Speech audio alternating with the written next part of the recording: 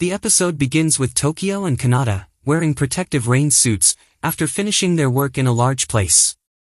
Tokyo calls out to his friend Kanata, urging him to return home. However, Kanata wants to explore the place further and Tokyo rushes out because the sky starts raining, even though the old man assured him it wouldn't rain today. They need to leave before being exposed to any pollution.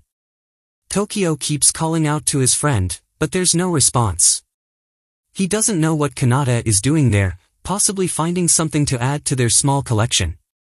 Then, we see Kanata standing in front of a beautifully crafted robot in the form of a stunning girl. Tokyo approaches the robot cautiously, realizing it's a unique design he has never seen before and highly dangerous. They must take it with them for examination. At that moment, a monstrous creature enters, intending to kill them. Tokyo urgently calls out to his friend Muton to send his mobile machine, as monsters tend to emerge when the sky rains. Tokyo quickly boards the machine and asks Kanata to join him since there are many monsters in the area. Kanata doesn't come alone but brings the girl with him, insisting on taking her home. Tokyo tries to persuade him to leave her behind so they can move quickly, but Kanata doesn't respond. In the meantime, Tokyo protects his back and fights off the monsters with his machine, but they prove to be incredibly strong, attempting to strike him. Tokyo escapes when Kanata boards the large car, signaling to his friend that he has gotten in. Tokyo exits his machine and boards the car with them, continuing the fight with the monsters chasing behind. As they run out of directed missile ammunition, and with no reserves left, Tokyo has no choice but to resort to explosive attacks, knowing the risks involved. After that intense battle, they all head towards their home, and on the way, Muton asks Kanata to take over the driving, but he refuses. Then Muton informs him that the girl is still asleep, seemingly in a deep suspended state, so Kanata decides to thoroughly examine her after their return. The next day, Tokyo goes to the market to sell a crystal, feeling annoyed when a boy named Michael becomes his competitor. Tokyo continues to provoke him until Michael gets extremely angry, but Tokyo's friend reassures Michael by praising him. Tokyo keeps teasing until a man intervenes, halting their actions and giving Tokyo his share of the crystal.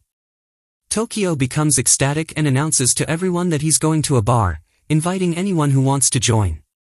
Meanwhile, Kanata is with Muton, and they enter Kanata's house, where they see Eli, who acts as if she hasn't noticed him because she secretly loves him.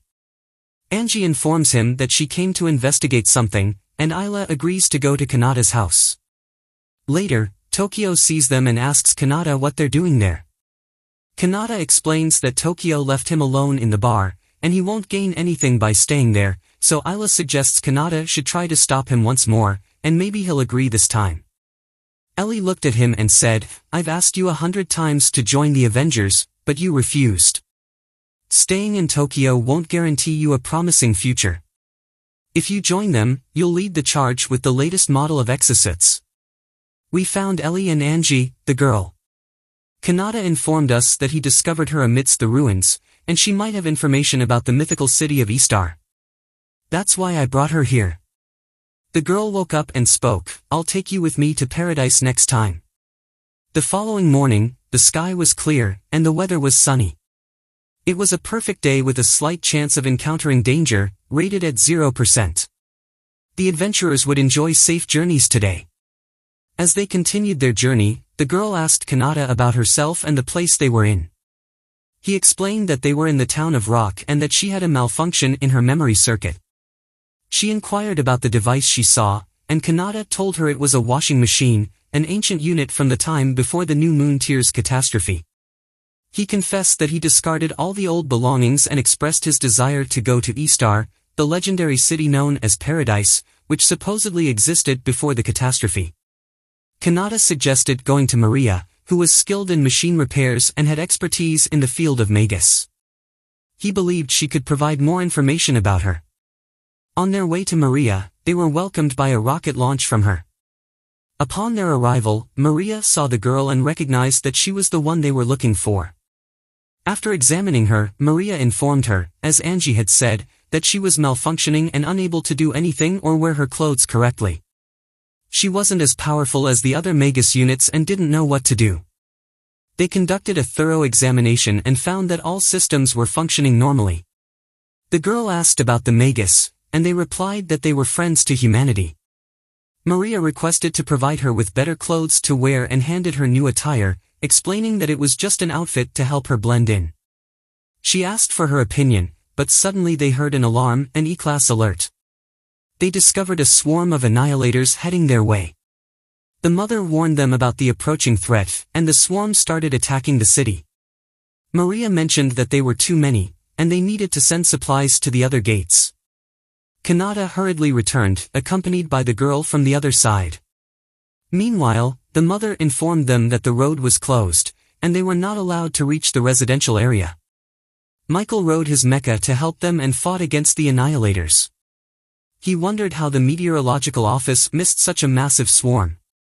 The man revealed that someone from a distant location had lured them in, as the refuge housed many fools.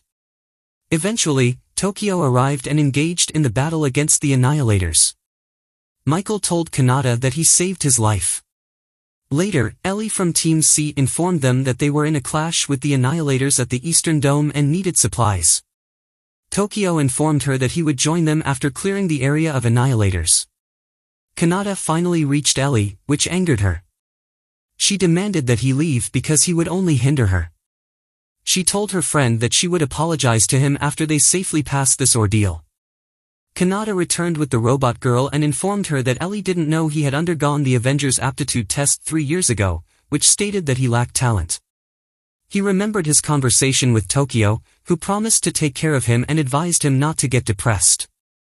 Those who wanted to become Avenger went through this process on their own terms. Kanata ascended to the inventor and asked the robot girl, now named Noir, to wait for him there. Meanwhile, a strange and powerful beast attacked Ellie. It was massive, fierce, and strong. Just in time, Kanata arrived and fired at the creature. The beast retaliated and struck him, sending him crashing into a wall. The surveillance screen displayed that Noir was coming to the battlefield, requesting Kanata to bring her into the inventor. He entered, and Noir began assisting him, asking them to designate the target and fire when ready. They attacked the beast, directing a powerful strike with Kanata's sword, ultimately defeating it. Tokyo finished off the remaining annihilators and secured the residential area. The mother informed them that the mission was accomplished, and they all returned to their duties. She asked to bring Tokyo to her as she wanted to inform him about something. She also advised Angie and Ellie to stay vigilant. Ellie got angry and shouted at her.